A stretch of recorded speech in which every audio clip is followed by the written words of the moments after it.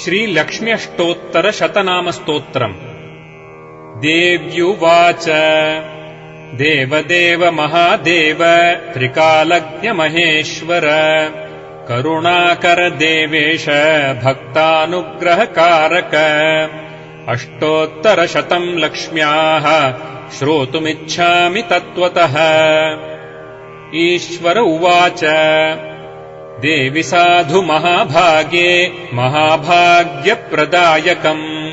सर्वैश्वर्यकरम् पुण्यम् सर्वपापप्रणाशनम् सर्वदारिद्र्यशमनम् श्रवणाद्भुक्तिमुक्तिदम् राजवश्यकरम् दिव्यम्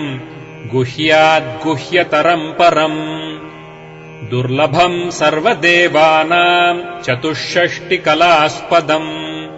पद्मादीनाम् वरान्तानाम् निधीनाम् नित्यदायकम् समस्तदेव्यसंसेव्य मणिमाद्यष्टसिद्धिदम् किमत्र बहुनोक्तेन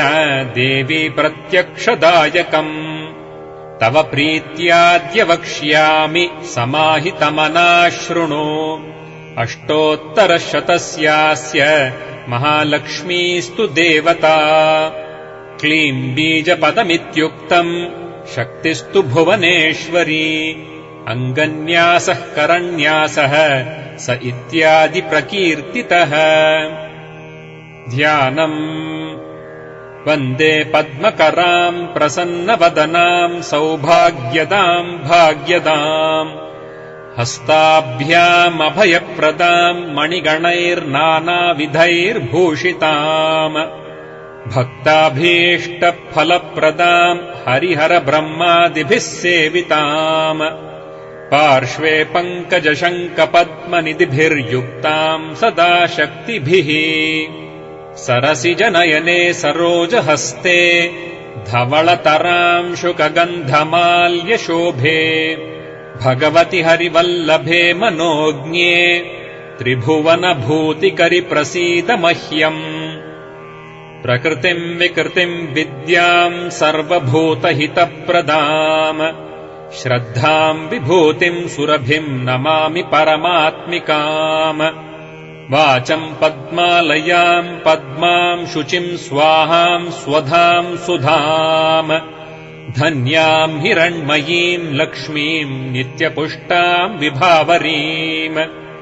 अदितिम् च दितिम् दीप्ताम् वसुधाम् वसुधारिणीम् नमामि कमलाम् कान्ताम् क्षमाम् क्षीरोदसम्भवाम् अनुग्रहप्रदाम् बुद्धिमनघाम् हरिवल्लभाम् अशोकाममृताम् दीप्ताम् लोकशोकविनाशिनीम् नमामि धर्मनिलयाम् करुणाम् लोकमातरम् पद्मप्रियाम् पद्महस्ताम् पद्माक्षीम् पद्मसुन्दरीम्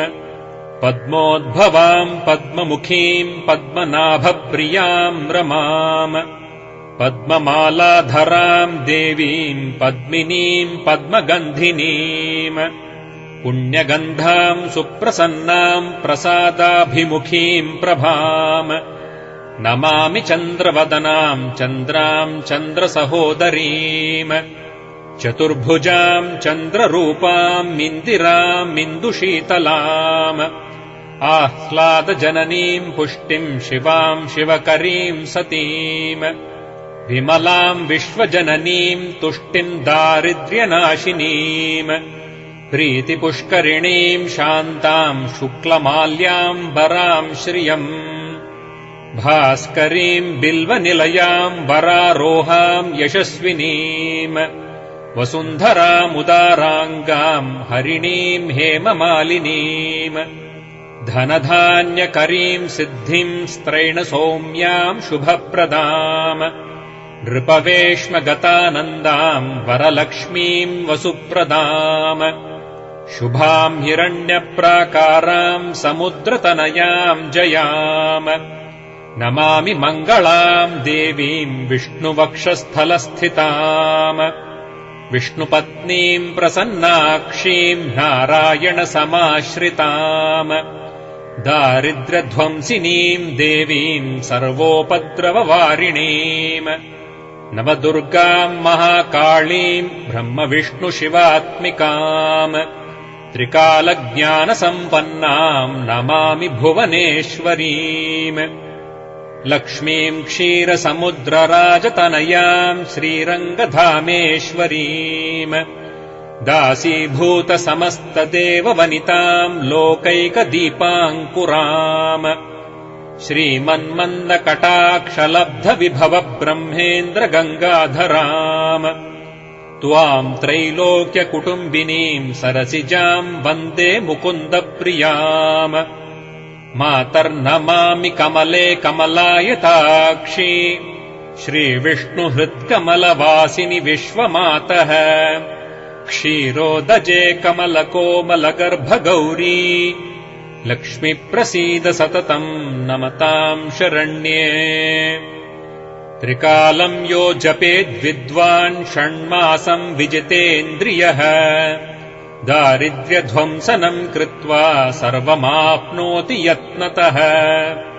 देवि नाम सहस्रेषु पुण्यमष्टोत्तरम् 100 येन श्रियमवाप्नोति कोटिजन्म दरिद्रतः भृगुवारे 100 धीमान् पठेद्वत्सरमात्रकम् अष्टैश्वर्यमवाप्नोति कुबेर इव भूतले दारिद्र्यमोचनम्